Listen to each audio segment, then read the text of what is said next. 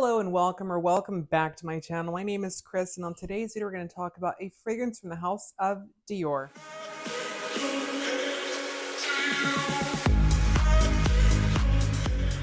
So today I have to be completely honest. I'll be transparent from the get-go, I should say. This is not a fragrance I like.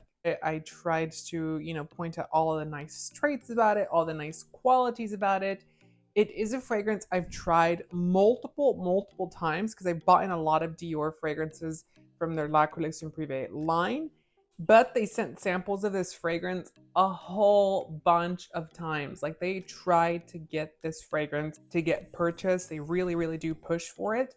I think it's one of the only ones I see that they really push for, aside from Amber Nuit, because Amber Nuit is obviously their top seller in this range. But I do have to say that this one, I must love you guys so much because this fragrance gives me a migraine. So I am ready to get a migraine for you, to give you a review on this fragrance, to let you know my thoughts and opinions, and to let you know what I think about it. So let's get into EDEN-ROC. So I don't have a full-size bottle here. I do have a sample, but I do want to show you what they look like. So this is Lucky by Christian Dior. It is the exact same bottle. It's just going to change in the color of the liquid as well as the label, but everything else stays the same. It is going to be a magnetic lid. It does say CD at the top of it. There's a CD inside of it as well, if that will focus. I'll try to get that for you to see. Can you see it? No. There you go, kind of. Yeah, there's a CD for Christian Dior. And it's a very simplistic bottle. Back in the day, they used to say CD at the bottom of it, but they have gotten rid of that since. It's just transparent. You do get all of your perfume information on the back of the sticker, something that Chanel has been doing for years and Dior has followed suit. And yeah, very simple, very clean, very minimal. I think we're all used to it by Dior with this range of fragrances. It has been around for quite some time now. Here we go. Oh, it got on my hands, you guys. It doesn't stink, and that's not why it gives you migraine. I think I'll let you know why it is actually.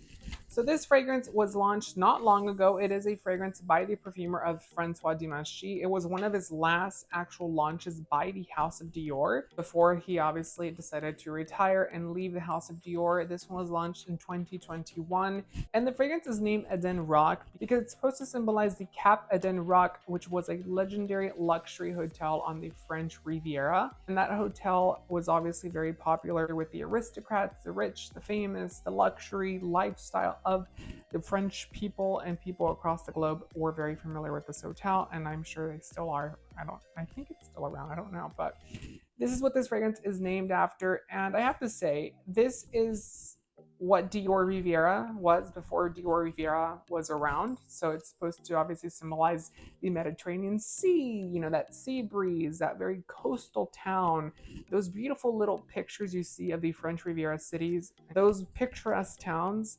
This is what this is trying to capture as a fragrance. And I think it does. I think it smells good. I think it's a nice fragrance. Where it starts to fall apart for me is right here. For a luxury fragrance like the La Collection Privée by Christian Dior, this fragrance decides to take a different route when it comes to the note composition. They decide to use synthetic notes. And this is not new, not the synthetic note part, but they really focus on them as the primary notes of this fragrance. So we get mineral notes in this fragrance, we get sea salt. Both of those are going to be synthetic notes. You can't extract the smell of sea salt. You can't extract mineral notes from something to get that actual note. It has citric fruits, it has jasmine and maritime pine. So the pine is very prevalent in here. You do get that in this fragrance from beginning to end. You do get those mineral notes, and you do get that sea salt, of course, in this fragrance. Jasmine in here is kind of like an oddball in this fragrance to me. I think it's just trying to add a contrast with florals in this fragrance. I think something like Ylang Ylang or Neroli would have been better suited for this fragrance, but I'm not a perfumer. But the jasmine kind of feels like it doesn't belong here, if you will. But the fragrance starts to fall apart here. Marine notes and sea salt notes are obviously synthetic, and I don't know if this is the cause of why I get horrible migraines and like nausea after smelling this fragrance, which, by the way, I do suffer with migraines as a routine thing, but not out of fragrances. Fragrances, I should say, are not my trigger. So this isn't the case where I'm getting triggered because I'm allergic to perfume. If I was, I probably wouldn't have a perfume channel. Well, actually, I probably still would, but this scent itself just gets me every time. We start off with the marine notes, and it's exactly what you're thinking, kind of like that sea breeze blowing into the coast, you know, that kind of cool air on a sunny day. That's kind of what you're getting in this fragrance. Then you also get that kind of sea salt type of note. And sea salt is not something you can particularly smell. It's something that you can kind of get the vibe off based on taste, but we can't taste it if we're smelling it. Is that correct? So they kind of add this salty quality to the fragrance overall, and then that's what becomes the fragrance itself. The fragrance to me is giving more like tonic water with lime and vodka type of vibes. So if you've ever been on a diet and you decide to go drinking, there is one drink in particular that is supposed to be low on calories and you can still have some fun, which is vodka and tonic, and then you have a splash of lime or lemon juice inside of it with lots of ice. This is what this smells like. Tonic water. And I think that's because they try to go for that sea salt note, which again, you cannot recreate the smell of sea salt. It's up to our interpretation.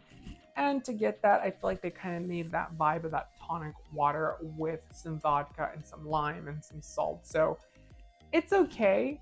The fragrance isn't bad. I see the likability of the fragrance. I just don't see why it's so popular because they've done different iterations of it. They've made it into limited edition collections, which obviously means they are selling this fragrance. And I can see the vibe of it, but to me, it's a fragrance that is a little bit too rough around the edges. It's not polished enough. It has a jasmine note that doesn't really belong in it. It's a pine fragrance, that tonic water type of feel. And then you obviously get that sea breeze blowing, which sounds like not a bad thing, but if you actually start to smell it, it's a little different because they start to throw that jasmine in there. There's some citric elements in here, obviously, I think one of them being lemon. It's just not for me. I don't like it. I don't think it's good. I don't think the scent is necessarily bad. I just think the mineral notes and the sea salt note in here cause me to get migraines, which therefore I do not like this fragrance because of that. I've tried it multiple times. Like I said, I've tried it up to 6 to 7 times because that's how many samples they've sent me of this fragrance.